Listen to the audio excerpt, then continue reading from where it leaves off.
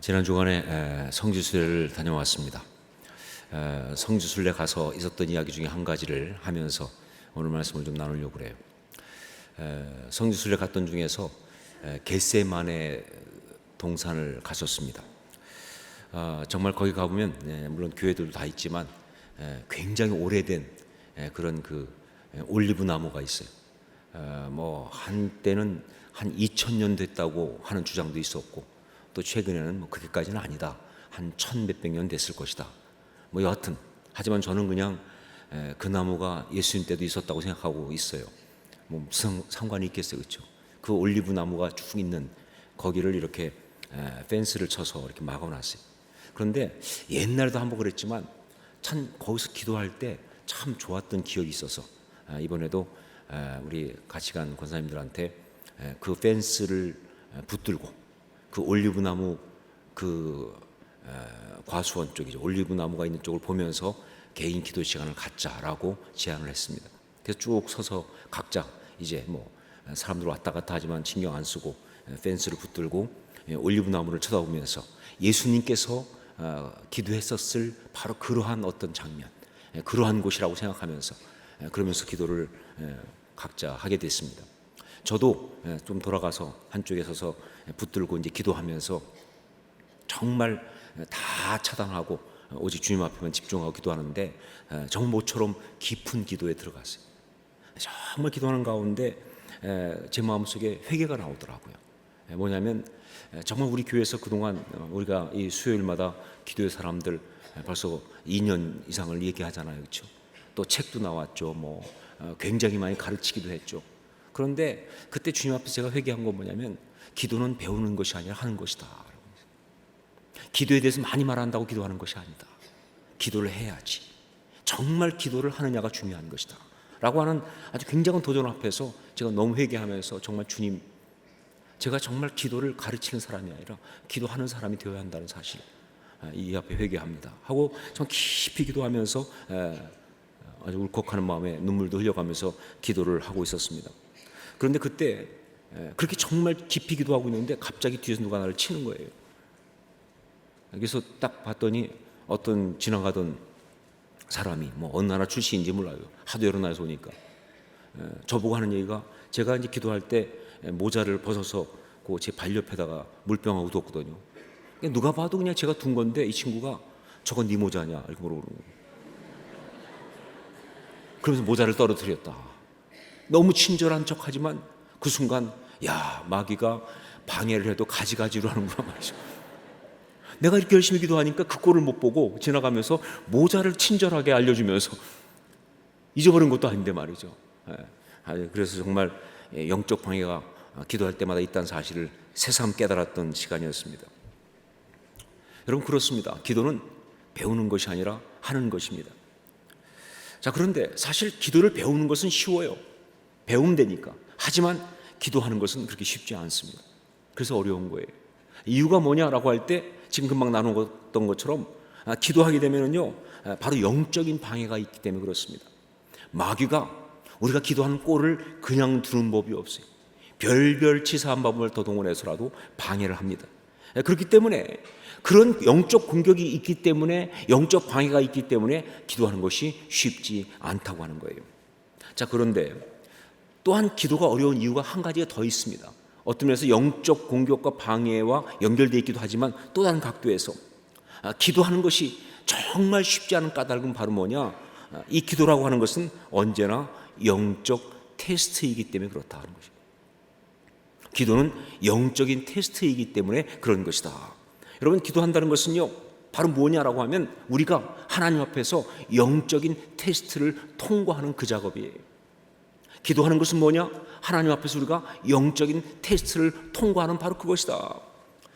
영적인 테스트가 뭔가, 이거에 대해서는 저희 교회에서 지금 1:1 제자형용 성경 공부하지 않습니까? 거기 보면 시험을 이기는 삶 그 편에서 이 시험에 관한 이야기가 나와요. 그런데 시험에 관한 이야기가 나오면서 시험은 세 가지가 있다라고 나오죠. 근데 이 세 가지가 다 영어 단어 T로 시작을 해요. 영어 단어 T로 시작합니다.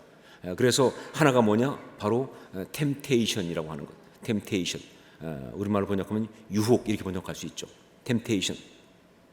그래요. 마귀가 우리를 속이는 거예요. 그러면서 우리를 하여금 유혹에 넘어가게 만드는 시험을 던집니다. 그것도 시험이에요. 가장 많은 시험 중에 하나라고 할 수가 있겠죠. temptation, 유혹. 두 번째가 뭐냐라고 할 때 그건 영어로 하면 trial이라고 하는 수만, trial. 우리말로 번역하면 시련 이렇게 말해요. 시련. 이건 조금 달라요. 비슷하지만 뭐냐? 마귀가 우리 삶 속에 실제적인 어려움을 주면서 경제적으로, 관계에서 혹은 건강의 문제에 있어서 여러 가지 어떤 그런 삶의 내용에 있어서 어려움을 주면서 그러면서 우리를 하여금 시험에 빠뜨리는 거예요. 이것도 굉장히 강력한 그런 시험 중에 하나입니다. 자, 또 한 가지가 있는데 뭐냐? 셋째는 바로 뭐냐? 테스트. 그냥 우리말로 시험 이렇게 번역할 수 있겠죠. 이것은요, 하나님께서 당신의 사람들에게 축복을 주시려고 하는 바로 그런 테스트입니다. 때때로는 마귀가 하는 시험을 용납해 주신 걸 통해서라도 할 수가 있어요. 이게 연결되어 있어요. 하지만 하나님의 의도가 있어요. 즉 뭐냐? 그걸 통해서 우리를 축복하시려고 그래서 하는 것이 바로 테스트, 시험이라고 말할 수가 있어요. 바로 이 세 번째 해당하는 것이 뭐냐? 영적인 테스트다라고 말할 수가 있어요. 그런데 기도는 바로 뭐냐? 바로 이 영적인 테스트라고 하는 거예요. 그래요. 이런 영적인 테스트가 아닌 기도는 없어요. 그냥 수월하게 본성대로 그냥 했더니 기도가 되었다. 그건 진짜 기도 아닙니다. 내 본성대로 편안하게 했더니 기도가 되었다. 절대 진짜 기도가 아니에요. 정말 그 기도가 진짜 기도라면요, 모든 기도에는요 영적인 막막함과 답답함과 어려움과 그런 것들을 믿음으로 통과하는 작업들이 반드시 있다는 거예요. 그게 진짜 기도예요. 그래서 정말 하나님의 응답의 축복까지 가는, 그래서 모든 기도는 영적인 테스트다라고 말할 수가 있어요. 바로 그래서 기도가 어려운 것입니다. 마귀의 방해도 있지만 바로 그것이 기도 자체가 하나님의 영적인 테스트이기 때문에 그렇게 쉬운 것이 아니라는 것이죠. 영적인 테스트로서의 기도, 그리고 또한 그 테스트를 갖다가 정말 잘 통과한 그 이야기, 이걸 아주 잘 보여주는 이야기가 오늘 우리가 함께 읽은 오늘 본문에 나오는 가나안 여인, 혹은 마가복음에서는 수로보니게 여인 이렇게 말했죠. 그 가나안 여인의 이야기, 바로 그것입니다. 자, 이 여인에 대해서 성경이 소개하고 있는 첫 번째는 뭐냐? 그 여인은 흉악하게 귀신 들린 딸을 둔 여자였다라고 되어 있어요. 흉악하게 귀신 들린 딸을 둔 여자였다. 우리 22절 말씀을 함께 읽도록 하겠습니다. 22절 같이 읽습니다. 가나안 여자 하나가 그 지경에서 나와서 소리질러 이르되 주 다윗의 자손이여 나를 불쌍히 여기소서, 내 딸이 흉악하게 귀신 들렸나이다 하니하되. 여기 보니까 내 딸이 흉악하게 귀신 들렸나이다. 이 한마디로 지금 이 여인이 얼마나 어려운 상황에 있는지, 얼마나 심한 고통과 고난 가운데 빠져 있는지가 다 나타나는 이야기예요. 참 하여간 그 죄가 나쁜 것은, 정말 악한 것은요, 이 죄는 사람을 고통스럽게 할 때 가장 심하게 괴롭힐 수 있는 것을 갖다가 찾아서 그 방법을 쓴다는 거예요. 하여간 마귀가 나쁜 놈인 것이, 원래 나쁜 놈인 줄 알지만 정말 그 사람을 괴롭힐 때 보면요 가장 비열하고 가장 지독해요. 예, 이 여인 같은 경우 보세요. 자기 몸이 아픈 거라면 차라리 견딜만 하죠. 그런데 자기의 사랑하는 어린 딸이 흉악하게 귀신 들려있다는 것은요, 정말 그걸 바라보고 있는 어머니 입장에서는요 어떻게 할 수 없는 고통이에요. 이게 마귀가 하는 짓이에요. 이게 죄가 하는 짓이에요. 바로 그 상황에 이 여인이 빠져 있는 거예요. 자기의 딸이 흉악하게 귀신 들렸다. 자, 여기서 흉악하게 귀신이 들렸다라는 이 표현, 이걸 이해하기 위해서는 좀 설명이 필요합니다. 우선 여러분, 여기서 우리가 알 것은 뭐냐? 이게 흉악하게 귀신 들렸다 그러니까 귀신 들리는 것도 종류가 있나 보다 이렇게 생각할 수가 있어요. 그래서 아주 흉악하게 귀신 들리는 거 있지만 좀 비교적 덜 흉악하게 귀신 들리는 것, 어떻게 보면 좀 우아하게 귀신 들리는 것, 뭐 이런 것도 있나라고 생각할 수 있는데 절대로 아닙니다. 모든 귀신은요 다 흉악합니다. 다 더럽습니다. 다 지독한 것들이에요. 그러니까 절대로 귀신 들리는 것 중에 어떤 거는 그래도 괜찮은 것이 있는데 더 심한 게 따로 있다, 그런 뜻이 절대로 아니라는 거예요. 그리고 또 한 가지 여기서 우리가 알아야 할 게 뭐냐, 여기 귀신 들렸다는 것, 이것은요 절대로 지금 우리가 알고 있는 어떤 악한 영에 사로잡혀 있다는 것, 그것만을 말하는 것이 아니라 그것보다 훨씬 폭넓은 내용을 다 포함하고 있습니다. 성경에 나오는 귀신 들림은요 단지 그저 어떤 디몬 포지션, 어떤 그런 어떤 영에 잡혀 있는 지금 그런 그래서 횡설수설하거나 이상한 소리 내거나 이런 그런 부분만 말하는 것이 아니라 그것보다 훨씬 더 폭넓어요. 그래서 어디까지 볼 수 있느냐, 정말 설명할 수 없는 어떤 질병에 잡혀 있는 것까지 다 포함하는. 그렇기 때문에 사실 귀신 들렸단 말을 갖다가 지금 우리식으로 번역한다면 죄 때문에 고통받고 있다, 이렇게 표현하는 게 맞습니다. 어떤 악한 영적 세력과 죄 때문에 고통받고 있다, 그런 거예요. 그러니까 여기 아주 흉악하게 귀신 들렸다는 게 무슨 얘기냐, 정말 고쳐지지 않고 정말 괴롭게 하는 그런 고통 속에 잡혀 있다, 그 뜻이에요. 너무 힘들다는 것입니다. 너무 어렵다는 거예요. 어떻게 해야 할지 모르겠다고 하는 거예요. 방법이 없다는 거예요. 이게 바로 맞는 해석이에요. 흉악하게 귀신 들렸다, 이 여인이 당하고 있는 상황입니다. 자, 그러면서 성경을 볼 때 또 이 여인에 대해서 우리가 알 수 있는 것 중에 하나가 뭐냐, 그런데 이 여인은 가나안 여자였다는 것입니다. 가나안 여자. 당시 여러분, 가나안이란 단어는요 단지 어떤 민족이나 혈통을 말하는 그런 단어가 아니에요. 가나안 사람, 유대 사람, 사마리아 사람, 이런 개념이 아니라 여기서 가나안이라는 말을 쓰는 것은요 그것보다 훨씬 더 깊은 영적인 의미가 있는 단어입니다. 그 당시에 볼 때는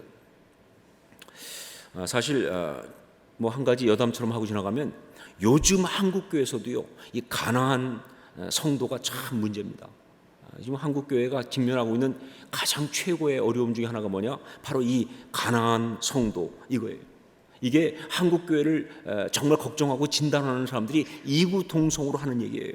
한국 교회는 지금 가장 심각한 문제가 가나안 성도가 급격히 늘어나고 있다는 것이다. 그러면 가나안 성도가 뭘 말하느냐? 그것은 바로 이 가나안이란 말은 안나가의 반대, 뒤집힌 말이에요. 말 장난이죠. 가나안, 안나가, 이렇게. 그러니까 무슨 얘기냐? 교인이라고 하면서, 성도라고 하면서, 즉 그리스도인이라고 하면서 교회는 안 나가는 사람들. 내가 그리스도인 인정해, 난 그리스도인입니다, 나 신앙인입니다. 그런데 교회는 안 나간다. 교회에 실망하고 어떤 문제 때문에 어려움, 마음에 시험 들어서 교회는 안 나간다. 이걸 일컬어서 가나안 성도, 이렇게 말합니다. 2012년도에 한목협에서 조사했을 때 한국교회 성도 중에서 약 10.3%, 한 100만 명 정도가 가나안 성도였어요. 내가 그리스도인입니다 대답은 하지만 교회 나가십니까? 안 나갑니다. 그런데 5년 뒤인 2017년도 종교개혁 500주년을 맞아서 한국교회 탐구센터에서 다시 조사를 해보니까 그 퍼센테이지가 19.2%로 올라갔어요. 한 9%가 증가해버렸어요. 한 100만 명이 또 늘어난 거예요. 지금 이것이 한국교회 문제예요. 그러니까 내가 신앙인이라고 말하지만 교회는 안 나간다 라는 사람이 자꾸 늘고 있다는 것이 한국교회 굉장히 어려워요. 그래서 이 가나안이라는 단어는 지금 한국교회에서도 굉장히 심각한 단어예요. 자, 그런데 성경에서 말하는 그 당시 가나안은 교회에 안 나가는 사람을 말하는 것 정도가 아니라 아예 처음부터 하나님의 선택과는, 하나님의 어떤 그런 택하심과는 거리가 있는 세속적이고 인간적인 삶을 사는 비신앙의 영역에 있는 사람들을 말하는 것입니다. 그냥 가나안 사람이다, 이것은 어떤 족속 혹은 종족 개념이 아니라 하나님의 언약과는 거리가 먼, 하나님의 어떤 선택하심과는 거리가 먼 그러한 사람들, 정말 세속적인 사람, 인간적인 사람, 어떤 그런 사람들을 말하는 거예요. 이게 바로 이 여인의 어떤 그런 배경이에요. 그런데 그런 속에 있으면서도 이 여인이 지금 정말 인간으로 해결할 수 없는 어떤 고통 속에서 힘들어하고 있어요. 그러니까 그냥 세상 사람으로 그냥 살아가지만 신앙은 없지만, 그러나 그가 지금 직면하고 있는 뭐냐, 신앙 없이는 풀 수 없는 인간적인 한계에 직면하고 있다, 그 얘기입니다. 그러니까 아무리 인간적으로 살아도 안 되는 방법이에요, 이건요. 자기 힘으로 할 수 없는 이야기예요. 즉 인간적인 한계에 직면한 믿음이 없는 어떤 그런 사람의 어떤 모습, 그런 실존들, 바로 그 우리 주변에 수없이 많은 그런 사람들, 어쩌면 우리 자신도 포함되었던 그 사람들의 어떤 모습을 나타내고 있는 것이 바로 이 가나안 여자의 이야기예요. 그런데 정말 이것이 성경에 나오기 위해서 그랬겠지만 이 여인이 예수의 소문을 들었고, 그리고 그 예수의 소문 앞에 정말 그가 움직여서 그래서 예수님께 나온 거예요. 와서 뭐라고 하고 있느냐? 주 다윗의 자손이여 나를 불쌍히 여기소서, 내 딸이 흉악하게 귀신 들렸나이다 라고 소리를 지르면서 간구한 거예요. 주 다윗의 자손이여 나를 불쌍히 여기소서, 내 딸이 흉악하게 귀신 들렸나이다. 비록 그녀가 가난한 여자이지만, 그러나 이 표현은요 전형적인 신앙적 간구예요. 다른 말로 말하면 이건 기도다 그 말입니다. 주 다윗의 자손이여 나를 불쌍히 여기소서, 내 딸이 흉악하게 귀신 들렸나이다. 이건 정말 기도하는 전형적인 기도의 부르짖음, 그거예요. 이 여인이 언약의 백성은 아니지만, 그러나 유대 백성 아니지만, 그러나 이 여인은 말이죠 메시아인 예수님께 신앙적인 간구와 부르짖음을 지금 하고 있다는 거예요. 기도하고 있다 그 말이에요. 그래서 이 이야기는 기도 이야기예요. 자, 그런데 이런 여인의 이 부르짖음에 대해서 주님의 반응이 의외였습니다. 주님의 반응이 의외였어요. 우리 23절 말씀을 함께 읽겠습니다. 23절 같이 읽습니다. 예수는 한 말씀도 대답하지 아니하시니 제자들이 와서 청하여 말하되 그 여자가 우리 뒤에서 소리를 지르오니 그를 보내소서. 예수는 한 말씀도 대답하지 아니하시니, 요즘 표현대로 말하면 뭐예요? 개무시라는 거죠. 완전 개무시하셨다. 그냥 무시가 아니라 개무시하셨다. 요즘 다른 표현을 말하면 투명인간 취급하셨다. 그냥 뭐 아예 대꾸도 안 하시는 거예요. 예수님의 성품으로 봐서는 도저히 있을 수 없는 이야기죠. 아니, 전 그렇게 고통스러워서 와서 부르짖고 있는데 그렇게 정말 철저하게 무시할 수가 있을까? 이게 말이 안 되는 거예요. 하지만 이 여인은요 계속 부르짖습니다. 도와달라고. 다윗의 자손이여 예수여 나를 불쌍히 여기소서, 내 딸이 흉악한 귀신 들렸습니다. 정말 예수님이 그렇게 대답하지 않고 무시하지만, 아무런 응답이 없지만, 그러나 이 여인은 포기하지 않고 계속 부르짖고 있는 거예요.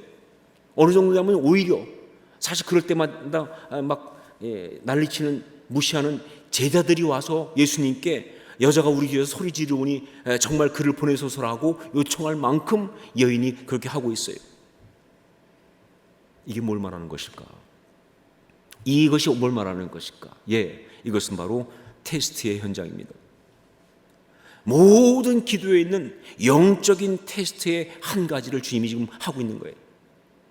그 테스트가 바로 뭐냐? 그건 바로 응답 없음의 테스트입니다. 응답 없음의 테스트. 아무리 부르짖어도 아무 응답이 없는 것 같은 바로 그 테스트. 예수님은 지금 바로 그 테스트를 하고 계시는 것이고, 그 여인은 지금 그 테스트를 통과하고 있는 중이다 하는 것이죠. 여러분, 우리가 기도할 때 가장 많이 직면하게 되는 테스트가 바로 이 테스트예요. 기도하는데 응답이 없는 거예요. 아무리 부르짖고 간구해도 응답이 없는 것 같은, 정말 이것은요 아주 힘든 영적 테스트 중에 하나예요. 모든 기도하는 사람들이 통과해야 될 정말 힘든 테스트, 그거예요. 응답 없음이라고 하는 그 영적 테스트. 성경에 나오는 것 중에서 기도의 이야기라고 볼 수 있는 것이 시편입니다. 시편은 찬양이기도 하지만 기도이기도 합니다.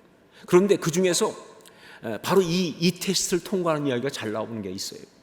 그것은 바로 예수님께서 십자가상에서 하신 기도 가운데 가장 절박한 기도 중에 하나인 엘리 엘리 라바 사박다니, 나의 하나님이여 나의 하나님이여 어찌하여 나를 버리셨나이까를 그 말씀의 원래 출처가 된 시편 22편에 나온 이야기입니다. 시편 22편 1절 2절 보니까 내 하나님이여 내 하나님이여 어찌 나를 버리셨나이까, 어찌 나를 멀리하여 돕지 하시오며 내 신음소리를 듣지 아니하시나이까. 내 하나님이여, 내가 낮에도 부르짖고 밤에도 잠잠하지 아니하오나 응답하지 아니하시나이다. 지금 가장 절박한 테스트 뭐냐? 하나님의 응답이 없다는 테스트. 이 처절한 싸움. 내가 정말 열심히 기도하고 있는데 아무런 응답이 없는 것 같은, 내가 부르짖고 있는데 아무 대답이 없는 것 같은 이 싸움, 이것이 바로 기도하는 자가 반드시 통과해야 될 영적인 어떤 그런 싸움이에요. 테스트예요. 이 테스트를 지금 주님께서 하고 계시는 거예요. 성경은 바로 그걸 보여주고 있습니다. 자, 그런데 너무나 감사하고 놀랍게도 이 가나안 여인은요, 바로 이 테스트를 통과했습니다. 어떻게 통과했을까요? 이 가나안 여인은 이 테스트를 어떻게 통과했을까요? 그건 바로 포기하지 않고 계속 부르짖음으로. 그거밖에 없어요. 응답 없음이라고 하는 이 테스트를 통과하는 방법은 뭐냐? 계속 기도하는 거예요. 포기하지 않는 거예요. 끝까지 부르짖는 거예요. 여러분, 이 싸움을 해야 합니다. 정말 기도하면서 말이죠, 내가 먼저 포기하면 그 기도는 실패한 기도예요. 하나님이 응답 없는 것 같고 대답이 없는 것 같고 나 혼자 계시는 것 같아도 말이죠, 정말 포기하지 않고 끝까지 기도하는 것, 이것이 바로 이 응답 없음이라고 하는 영적 테스트를 통과하는 유일한 방법이에요. 가나안 여인이 했던 것처럼. 자, 그런데 이렇게 여인이 계속 부르짖으니까 평소 사람들은 이 왔을 때 예수님한테 와서 그러면 뭐 못하게 말렸던 제자들이 말씀드렸던 것처럼 예수님한테 오히려 좀 어떻게 좀 보내라고 말이죠, 부탁을 할 정도까지 됐는데, 그때 그 제자들의 이야기에 대해서 예수님께서 대답하시면서 두 번째의 영적인 테스트를 또 하십니다. 첫 번째가 응답 없음이라는 테스트라고 한다면, 예수님께서 그 제자들의 말에 대답하시면서 두 번째의 영적인 테스트를 하세요. 24절 말씀을 함께 읽겠습니다. 24절 같이 읽습니다. 예수께서 대답하여 이르시되 나는 이스라엘 집에 잃어버린 양 외에는 다른 데로 보내심을 받지 아니하였노라 하시니. 바로 뭐냐? 거절입니다. 그것도 이 여자가 정말 결코 넘을 수 없는 태생의 한계를 가지고 하는 아주 상처를 주는 거절이에요.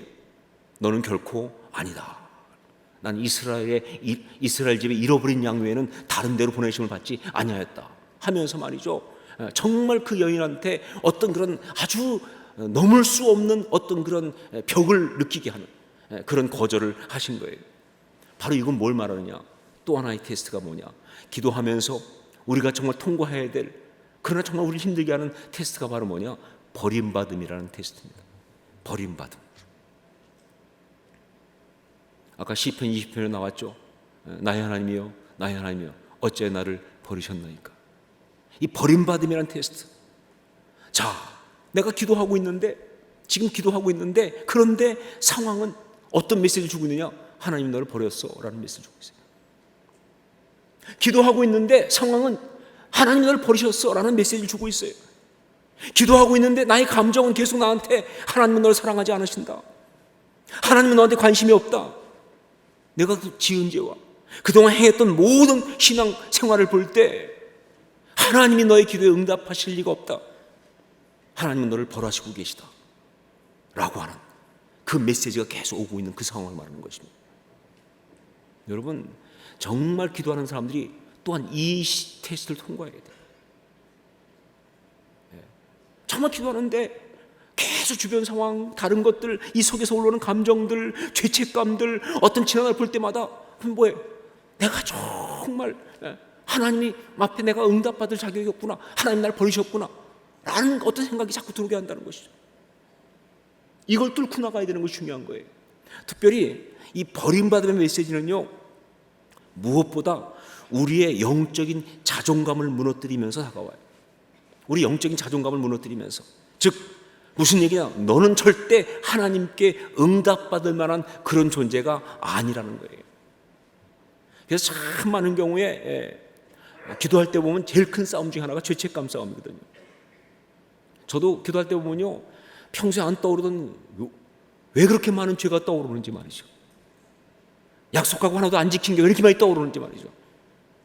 그래서 얘가 이 약속도 안 지켰고 저것도 안 지켰고 이것도 정말 범했고 저것도 범했는데 그게 자꾸 더 먼저 생각나는 거예요.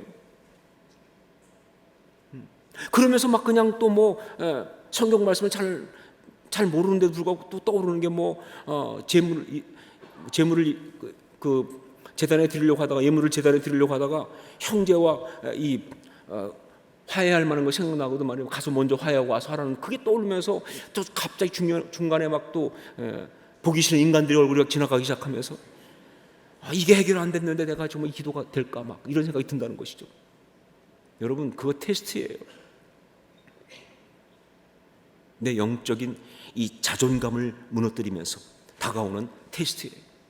왜냐면요, 여러분 기도는 그게 정말 제대로 된 기도려면요 하나님과 나 사이에 특별한 관계가 있어야 가능합니다.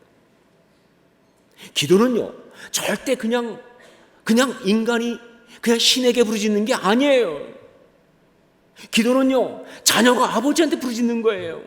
기도는요 하나님 백성이 하나님께 부르짖는 거예요. 하나님 특별히 사랑하는 사람이 하나님 앞에 간구하는 것입니다. 하나님과 나 사이에 특별한 관계가 없으면 기도가 아니에요. 미안하지만 그냥 여러 사람 중에 하나가 그냥 하나님 앞에 호소하는 게 아니라 정말 하나님 눈에 나밖에 안 보이는 그런 특별한 릴레이션십 가운데서 내가 정말 하나님 앞에 내 정말 은밀한 사정을 아뢰면서 간구하는 게 그게 기도예요. 그러니까 하나님과 나 사이에 특별한 관계가 없으면, 즉 내가 하나님 앞에 특별한 존재가 아니면 기도는 기도가 아니라는 것이죠. 그래서 기도에 정말 중요한 게 뭐냐? 내가 하나님이 특별히 사랑하고 소중하게 여기는 사람이라는 그 확신이 정말 중요합니다. 그게 하나님께서 하신 약속이에요. 그게 없으면요 제대로 기도할 수가 없는 거예요. 바로 그렇기 때문에 이 버림받음이라는 영적인 테스트는요 우리의 영적 자존감과 존엄성을 무너뜨리는 메시지로 다가오는 거예요. 이거를 이 가나안 여자 이야기가 너무나 잘 보여주고 있습니다. 보십시오.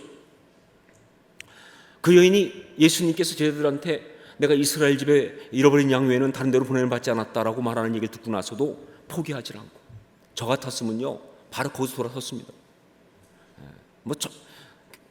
제일 나쁜 게 뭐냐면요 직접 말하지 않고 돌려치는 거예요.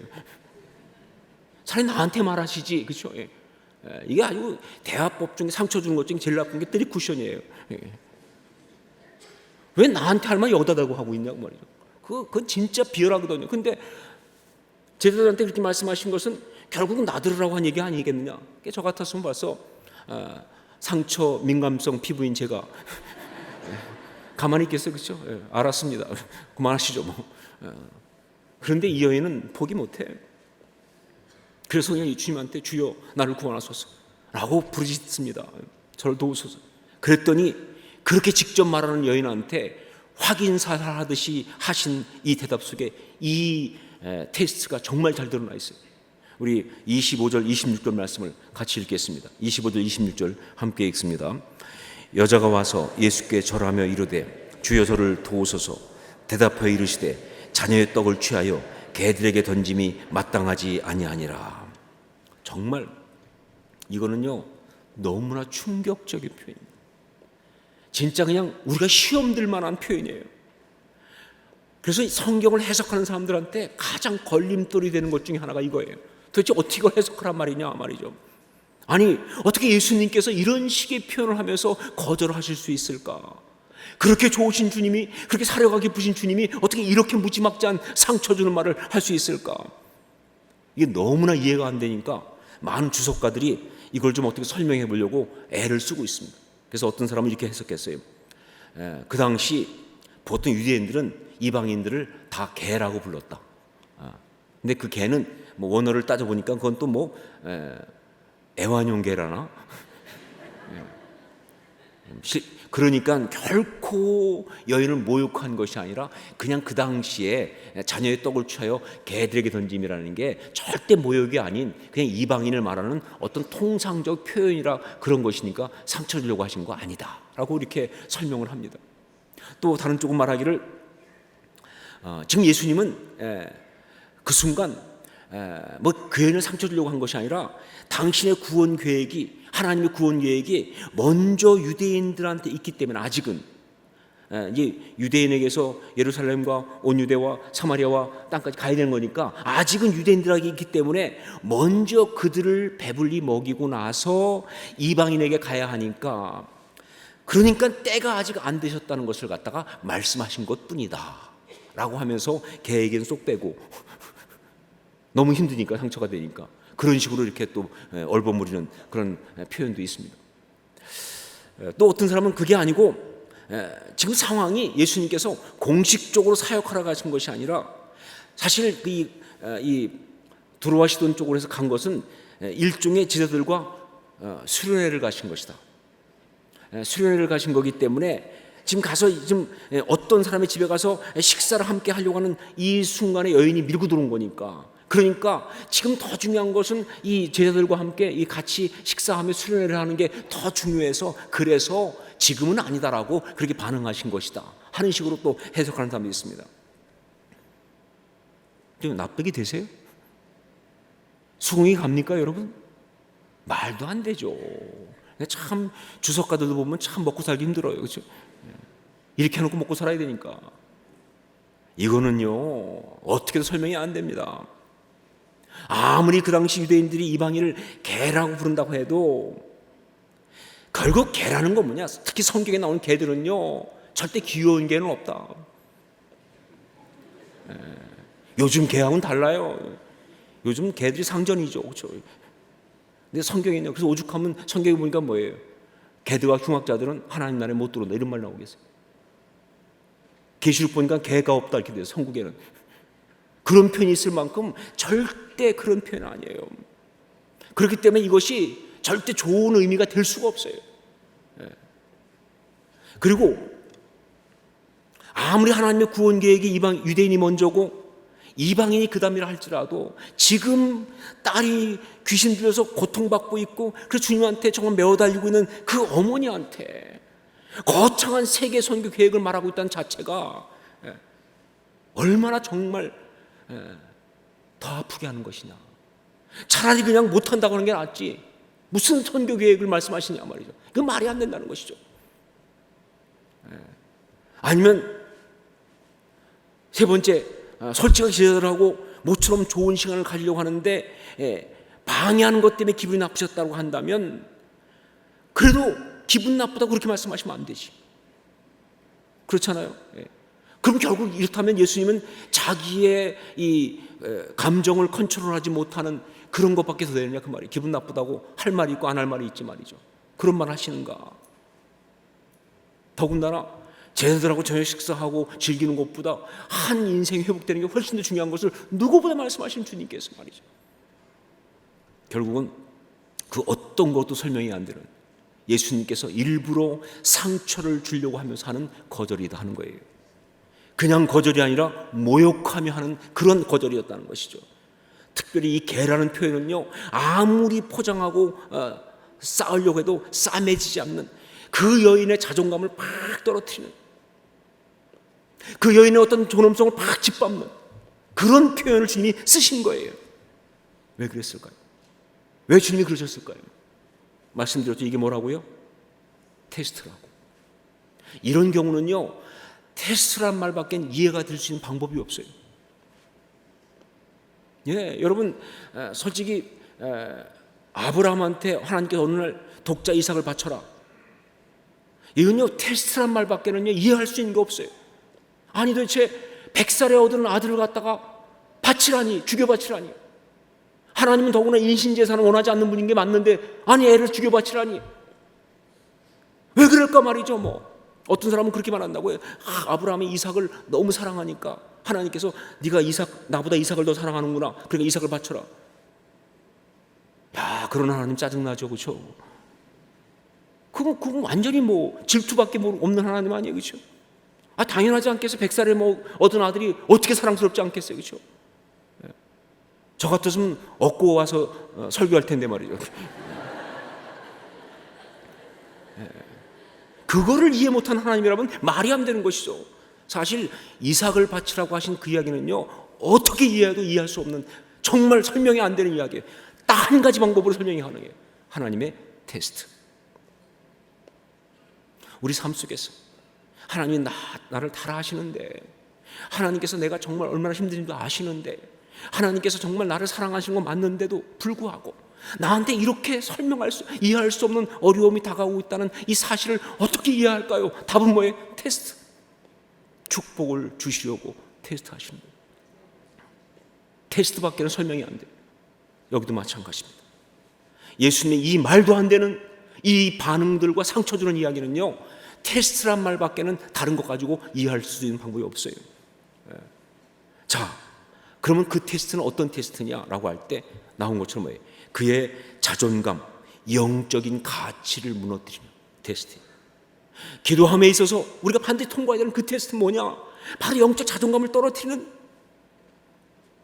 더 이상 기도할 수 없게 만드는, 나 스스로 기도할 만한 자격도 없다고 생각하게 하는, 나는 기도할 만한 권리도 없다고 생각하게 하는 그런 버림받음의 테스트 가운데서 한 가지. 그래서 주님은 그 무서운 단어인 개라는 표현을 쓴 거예요. 넌 가치가 없다, 넌 무가치하다, 그러니까 넌 요구할 수 없다, 그럴 자격이 없다라고 하는 어떤 느낌을 주는 그런 걸 가지고, 그게 바로 우리가 기도할 때 받는 또 하나의 영적 테스트입니다. 버림받음이라고 하는 테스트. 나의 가치와 존엄성을 떨어뜨리는 그런 버림받음이라는 테스트. 자, 이런 영적인 테스트가 왔을 때 그럼 우리는 어떻게 해야 되는가? 이것을 갖다가 이 가난한 여자가 너무나 잘 보여주고 있습니다. 우리 27절 말씀을 함께 읽도록 하겠습니다. 27절 같이 읽습니다. 여자가 이르되 주여 올소이다마는 개들도 제 주인의 상에서 떨어지는 부스러기를 먹나이다 하니. 이 대답은요 정말 기가 막힌 대답이에요. 이 말은요 예수님의 그 말씀에 대해서 하나도 반박하지 않으면서도 정말 자신의 간구를 그대로 밀고 나가는 기가 막힌 표현입니다. 어떤 주석가의 말대로 이 대답은 이런 상황에서 거의 완벽한 대답이었다라고 말할 수 있는 그런 대답이에요.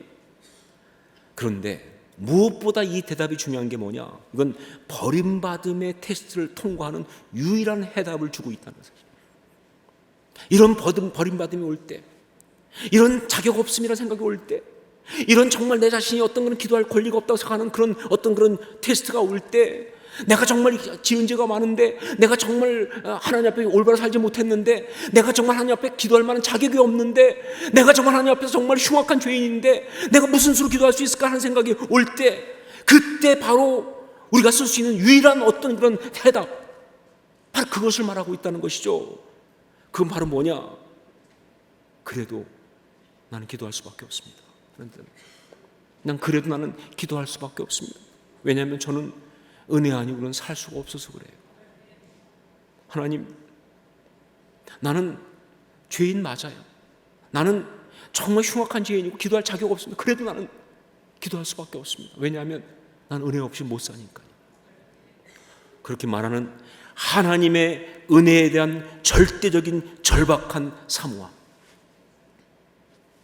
하나님의 은혜에 대한 절대적인 절박한 사모함, 이게 바로 대답이에요. 예, 이 여인의 고백은 그걸 말하고 있습니다. 그렇습니다. 나는 개와 같이 그렇게 무가치하고 천한 존재 맞습니다. 하지만 그래도 나는 하나님의 사랑은 받아야겠습니다. 왜냐하면 난 안 그러고 못 사니까요. 난 그래도 하나님의 사랑을 받아야 됩니다. 아니면 난 살지 못합니다. 개들이 먹는 부스러기도 좋습니다. 그거라도 주세요. 하나님 은혜에 대한 이 절박한 사모함은, 이건 정말 기가 막힌 대답이에요. 이 테스트를 통과하는. 여러분, 이 영적인 겸손과 그리고 그 위에 더해진 이 은혜에 대한 절대적인 사모함이 이 버림받음의 테스트를 통과하게 한 거예요. 여러분, 기도는요 절대로 그냥 설렁설렁 소풍 가는 이야기가 아닙니다. 기도는요 바로 하나님 앞에서 목숨 걸고 매달리는 싸움이에요. 그래야 진짜 기도예요. 그냥 응답하시려면 하고 없으면 관두세요. 뭐 내가 올 때가 여기밖에 없는 줄 아세요? 그건 기도가 아니에요. 뭐 하나님 응답 안 하시면 그냥 말죠 뭐. 그건 기도가 아니에요. 그래도 한만 그래도 난 하나님 앞에 기도할 수밖에 없습니다. 왜냐하면 난 안 그러면 죽으니까요. 난 포기 못합니다. 하나님의 그 은혜를 난 절대 포기 못합니다. 하나님 제발 좀 그래도 좋으니까 은혜를 주세요. 하나님. 개들도 주인의 생에서 떨어지는 부스러기를 먹지 않습니까? 난 그 표현 속에 바로 이 절박함이 들어가 있어요. 절대적인 은혜에 대한 사모함이 들어가 있어요. 그게 진짜 기도라는 것이죠. 그것이 진정한 기도를 되게 한다. 결국 이 여인이 예수님께 들었던 28절의 대답을 우리는 기도 가운데 반드시 들어야 합니다. 왜냐하면 그것은 테스트를 통과하고 나면 듣는 거니까. 기도는 영적 테스트고 그 테스트를 통과하고 나면 들을 수 있는 대답이 바로 28절이니까 우리는 반드시 들어야 하고 들을 수 있다고 믿습니다. 우리 28절 말씀을 함께 읽겠습니다. 28절 같이 읽습니다. 이에 예수께서 대답하여 이르시되 여자여 내 믿음이 크도다. 내 소원대로 되리라 하시니 그때로부터 그의 딸이 나으니라.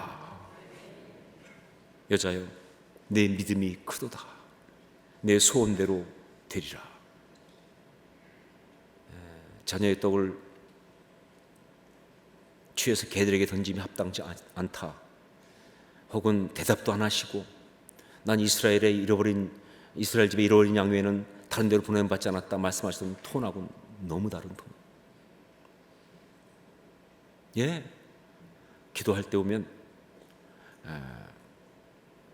공기가 여러 번 바뀝니다. 기도는요 절대 하나의 공기가 아니에요. 어떤 순간은 막막하면 공기가 있어요.